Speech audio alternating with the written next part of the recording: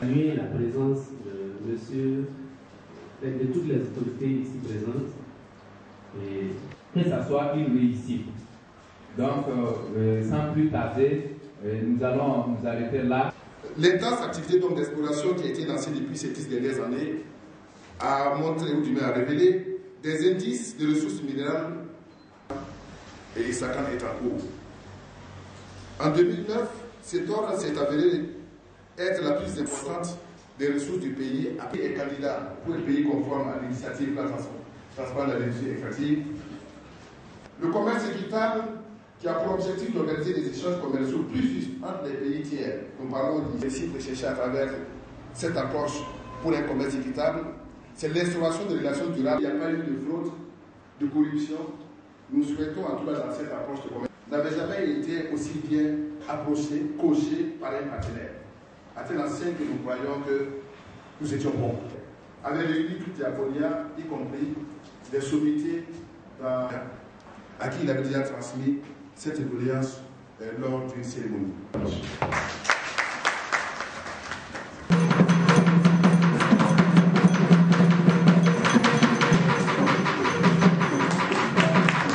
Charmante région, et particulièrement dans la province du Bouni et dans la merveilleuse ville de Gawa. Là, nous allons découvrir les collines. Diaponia demande à ses partenaires de remplir un certain nombre de contribuera sans nul doute à assainir le climat, non seulement des affaires, puisqu'on parle de commerce équitable, mais également à... Son leadership peut également être qualifié de charismatique. Et cette activité a été parrainée par le président de la Chambre des mines du Burkina Faso, que Diaponia ne ménagera aucun effort pour rester à vos côtés, pour vous accompagner. Saluer particulièrement, même si je l'ai déjà dit, l'engagement sans cesse renouvelé sur scène, l'entroupe ATT.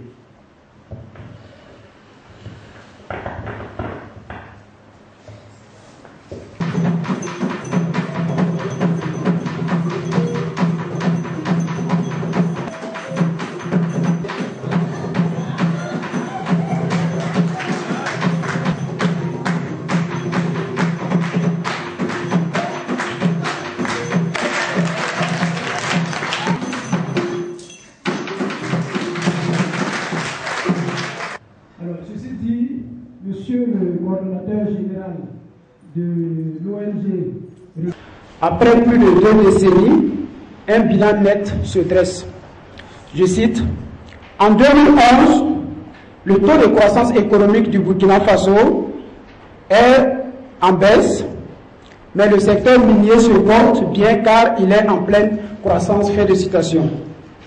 Alors, ces propos de son Excellence, Monsieur le Premier ministre Luc Adolphe Tiao, lors de la présentation sociopolitique et économique du Burkina Faso, le 29 mars dernier, devant les députés, se confirme par ces chiffres.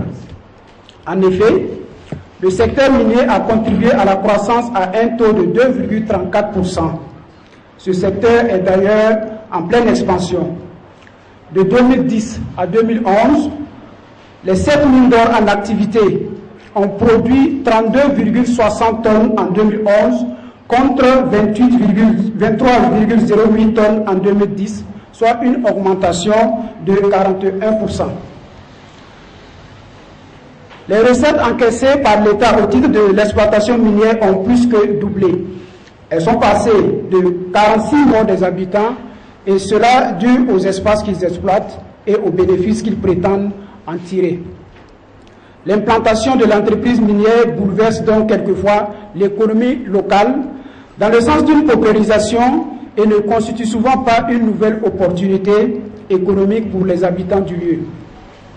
Les acteurs locaux sont inégalement touchés et de nombreux habitants perturbés dans leurs activités. À cela s'ajoute la grogne de certains employés des mines industrielles. Mesdames et messieurs, l'année 2011 a été particulièrement une année de fonction du commerce équitable et d'humanisation des opérations minières dans les régions du centre-nord et du sud-ouest du Burkina Faso. Je vous remercie.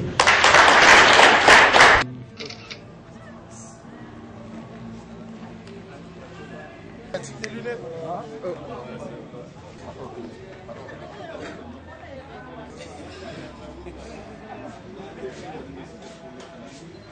Monsieur le secrétaire général.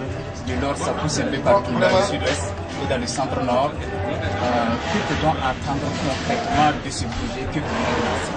Oui, de ce projet que je viens de lancer au nom de Monsieur le Président du Conseil régional, on doit attendre, comme le thème l'indique, une humanisation de l'exploitation minière. L'humanisation de l'exploitation minière, c'est arriver à faire de sorte que l'exploitation minière soit profitable à tous dans les meilleures conditions. Il faut que cette exploitation de surcroît artisanale se passe dans nos zones. Il faut que chaque partie puisse tirer profit. Je vais parler des miniers eux-mêmes, hein, des orpailleurs, des populations riveraines, des villages, des communes. Parce que ce qu'on ressent, c'est quoi? C'est que c'est les orpailleurs qui tirent les ressources et le village qui abrite le site, la commune qui abrite le site, la région qui abrite le site, et souvent même l'État n'arrive pas à bénéficier de ces ressources-là. Et une humanisation également de l'exploitation minière, c'est qu'il faut travailler de sorte à arrêter tout ce qui est agression, tout ce qui est abus sur ces sites, tout ce qui est consommation de la drogue, tout ce qui est dépravation des mœurs sur ces sites-là, tout ce qui est traite des enfants, exploitation des enfants, des femmes également sur ces sites-là. Et lorsque toutes ces conditions sont réunies, on donnera un visage humain à l'exploitation minière. Et c'est ce pourquoi ce projet est lancé ce matin. Et j'ose croire qu'à la fin de ce projet, en tout cas, chaque partie sortira gagnante et l'exploitation de l'or aura un visage humain. Nous avons confiance à la pérennisation des activités du réseau Afrique Jeunesse. Le réseau Afrique Jeunesse n'a pas commencé à exister avec l'appui de Diaconia et je pense que la fin du projet ne va pas signifier la fin des activités du réseau Afrique Jeunesse. Et de toute façon, rien ne dit que nous allons terminer notre partenariat avec le réseau Afrique Jeunesse au bout de ces 3 ans. Il y a une possibilité de renouvellement. Tout dépend des défis, tout dépend des problèmes en présence et tout dépend des ressources que nous allons mobiliser de part et d'autre. Vraiment, merci, monsieur. Monsieur le coordinateur général du réseau Afrique Jeunesse, pourquoi le centre-nord et le sud-ouest comme zone d'intervention du présent projet? Oui, je crois que le choix des régions du centre-nord et du sud-ouest est un choix qui est fondé un peu sur la similitude des deux régions dans la pratique des opérations minières.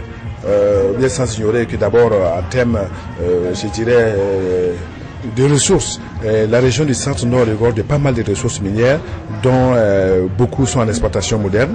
Le sud-ouest, comme les gens ont de dire ici, pratiquement partout dans toutes les communes, il y a de l'orpaillage un peu partout. Donc le choix de ces deux régions, c'est aussi dû au fait que il y a aussi une similitude dans les problèmes qui sont rencontrés dans ces opérations minières, des problèmes de relationnels entre les populations et les opérations qui sont menées, je vais dire les opérateurs miniers. Il y a également une similitude par rapport à l'intérêt que les autorités de ces régions accordent à la question de la transparence des industries extractives. Qu'est-ce que le réseau Afrique Jeunesse peut apporter aux populations? Notre ONG vient apporter sa part contributive qui est juste l'information et la formation, la sensibilisation, je dirais même la création d'espaces d'échange et de partage entre les opérateurs miniers, les gouvernementaux, y compris les collectivités territoriales, et puis la société civile et les citoyens.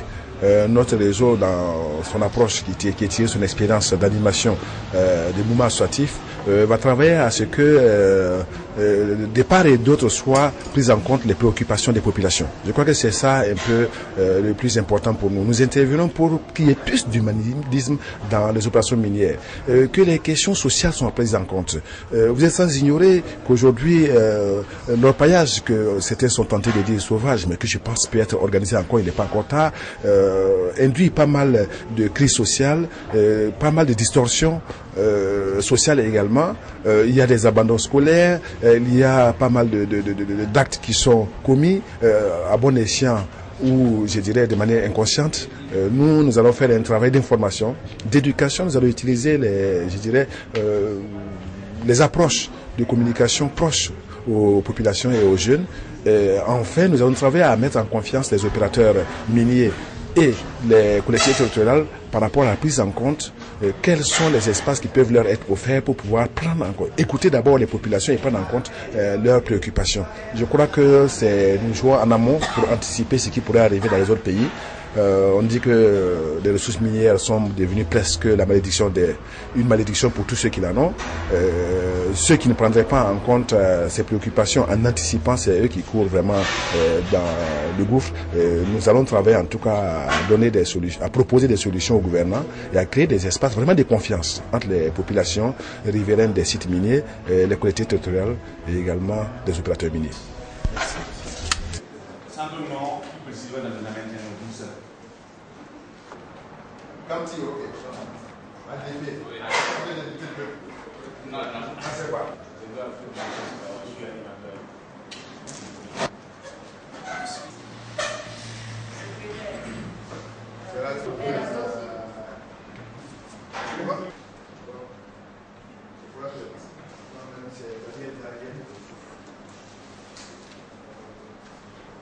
Initialement, nous avons élaboré donc, ce programme-là. Nous avons soumis un programme, je dirais, une proposition de programme de partenariat pour les tâches et je dirais du réalisme de certaines activités et comment ça peut se développer. C'est très important. Pour leur dire impact. Il ne suffit plus aujourd'hui de faire bien. Il y aura juste de quoi pour le dîner si vous parlez de communauté. Voilà un peu ce qui nous a guidés. Alors, nous rappelons toujours que la phase initiale, vous faire comprendre, surtout à vous les principaux acteurs de mise en œuvre et évidemment les partenaires. C'est aussi au cours de cet atelier et c'est l'un des objectifs de notre atelier de planification, examiner et réviser la conception initiale du projet. Ça ne veut pas dire que nous allons remettre en cause ce qui a été accepté par nous et programmer les activités de façon suffisamment détaillée pour en